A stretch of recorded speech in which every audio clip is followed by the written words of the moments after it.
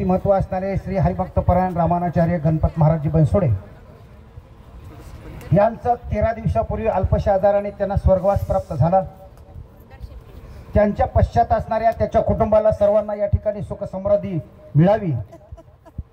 याबद्दल या ठिकाणी ईश्वरचरणी प्रार्थना करतो। आपल्यातलं एक रत्न हरवलं याबद्दल मी दुःख व्यक्त करतो आणि या ठिकाणी आजच्या या 13वीच्या निमित्ताच्या कार्यक्रमाच्या निमित्ताने हरिभक्तपरायण आनंद महाराज बेटकर यांनी गणपत महाराजाविषयी थोड परिशेषा करून याज लागी केला होता अट्टहास शेवटचा दिस गोड हवा या भंग विवेचन करून या ठिकाणी गणपत महाराजांनी केलेल्या कर्तव्याची आणि माणसाच्या जीवनाचा अट्टहास कसा असतो हे गणपत महाराजाच्या माध्यमातून शिकण्यासारखं होतं। गेल्या 50 वर्षापासून अविरत त्यांनी रामायणाची सेवा करून महाराष्ट्राच्या कानाकोपऱ्यामध्ये या ठिकाणी सर्व स्टेजवर रामायण काय असते लोकांना पटवून देण्याचं आणि ताल स्वर आणि लय याच्या माध्यमातून त्यांनी कार्य केलं। आणि आज प्रत्येक माणूस गेल्यानंतर त्याचा आत्मा 13 दिवस गावाच्या जवळ किंवा घराच्या भोवताल फिरत असतो। ते आज त्यांच्या प्रवासाला सुरुवात झालेली आहे। आज सकाळी पहाटे 4-5 वाजता झोपीत असताना त्यांनी मला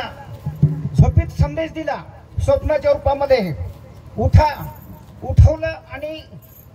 माझं या ठिकाणी जीवनाचं काहीतरी बरं वाईट म्हणून त्यांनी चक्कर आल्यासारखं वाटलं। त्यांनी सांगितलं की माझ्या सौभाग्यवतीला बोलून घ्या आणि या पद्धतीने त्याच्या जीवनाचा अशा पद्धतीने त्यांनी आपलं चरित्र सांगितलं। आवडी गाता रामायण श्रीराम सुखावे आपण वक्त्याचे निरशे जन्म मरण स्रोते संपूर्ण ब्रह्म होती कथा सकामाशी गोड निष्कामाची पूर्वी कोड आणि सदाशिवाशी सुखसुराळ गोड या गोड रामकथा जीवनामध्ये एक सतत पाविरत 50 वर्षापासून या ठिकाणी एक अर्धशतक त्यांनी सतत या ठिकाणी प्रभू रामचंद्राची सेवा केली आणि ज्याची खरी सेवा भयकाय त्यांच्या जीवा अशा पद्धतीने त्यांनी केलेल्या सेवेचं फळ त्यांना व त्याच्या कुटुंबांना आणि त्यांच्या नातवांना निश्चित अशा प्रकारे रामकथेचं फळ रामायणाचं फळ मिळेल म्हणून या ठिकाणी त्यांच्या आत्म्याला शांती लाभावी आणि ईश्वरचरणी त्यांना गती प्राप्त झालेलीच आहे होणारच आहे। म्हणून सर्वांनी या ठिकाणी गणपत महाराजाची आठवण ठेवून सर्वांना जनजागृती केली की उठा जागे व्हा स्मरण करा पंढरीनाथा। पहाटे 4 वाजेपासून सतत चिंतन करणाऱ्या माणसात आज संपून गेले याबद्दल त्यांच्या चरणी एक भावरूपी श्रद्धांजली अर्पण करून मी त्यांच्या चरणी 2 हस्तक आणि 3रं मस्तक ठेवून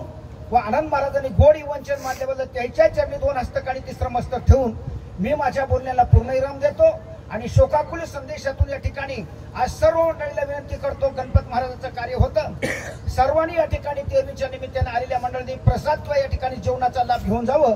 अशी बनसोडे परिवाराच्या वतीने विनंती करून हा कीर्तनाचा कार्यक्रम संपला असं जाहीर करून पुढच्या जे काही कार्यक्रमाला